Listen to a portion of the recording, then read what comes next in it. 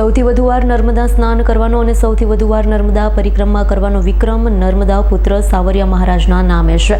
સૌથી વધુ નર્મદા સ્નાન કરનાર નર્મદા પુત્ર સાવરિયા મહારાજ દરરોજના 29 વાર નર્મદા સ્નાન કરે છે.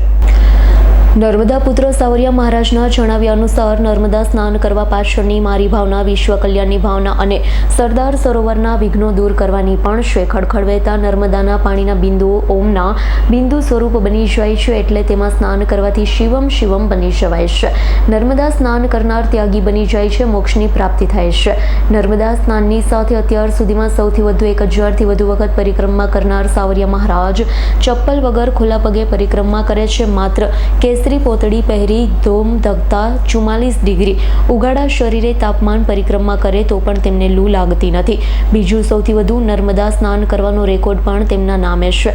નર્મદા પરિક્રમા દરમિયાન તેઓ રોજના 29 સ્નાન કરે છે. 31 દિવસની પરિક્રમા દરમિયાન 900થી 1000 વખત નર્મદા સ્નાન કરે છે. તેની કોઈ ગણતરી નથી હોતી. તેમની સાથે બીજા હજારો લોકો પણ નર્મદા સ્નાન કરાવે છે. એકમાત્ર નર્મદા નદી એવી છે કે જેના દર્શન માત્રથી પવિત્ર થવાય છે. જ્યારે નર્મદા સ્નાન કરવાથી મોક્ષની પ્રાપ્તિ થતી હોય, લોકો અચૂક નર્મદા સ્નાન કરે છે. પરિક્રમા 3 વાર કરવાથી 3850 કિલોમીટર પગપાળા પરિક્રમા કરવાનું ફળ મળે છે. 71 પેઢીને મોક્ષ મળે છે. ચૈત્ર માસમાં નર્મદા પરિક્રમા અને નર્મદાના સ્નાનનું વિશેષ ધાર્મિક મહત્વ છે. નર્મદા પુરાણમાં નર્મદા સ્નાનનું અને નર્મદા પરિક્રમાનું વિશેષ ધાર્મિક મહત્વ છે. ગુજરાતમાં માંગરોળ ખાતે નર્મદા તટે એકમાત્ર ઉત્તર વાહિની આવેલી છે. ચૈત્ર માસમાં પંચકોશી ઉત્તર વાહિની નર્મદાની પરિક્રમાની સાથે નર્મદા સ્નાનનું વિશેષ ધાર્મિક મહત્વ છે. તમે દરરોજના 29 વાર નર્મદા સ્નાન સૌથી વધુ વખત કરો. જી હા. શું નર્મદા સ્નાનનું શું મહત્વ છે? નર્મદા સ્નાન કરવાથી એક તો વિશ્વ કલ્યાણની ભાવના નિમિત્તે હું કરું છું. બીજું કે સરદાર સરોવરના વિઘ્નો દૂર કરવા. દરરોજના કેટલા નર્મદા સ્નાન કરો? 29.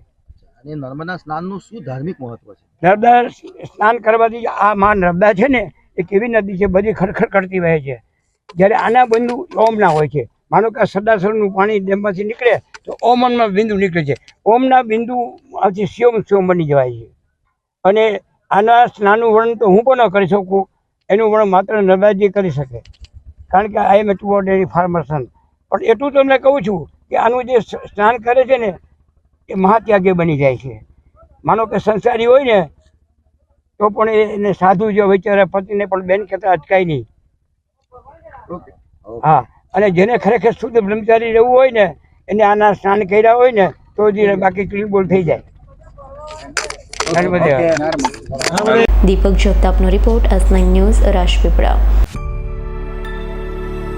અમારી તમામ માહિતીથી અપડેટ રહેવા માટે જોડાયેલા રહો S9 ન્યૂઝ સાથે.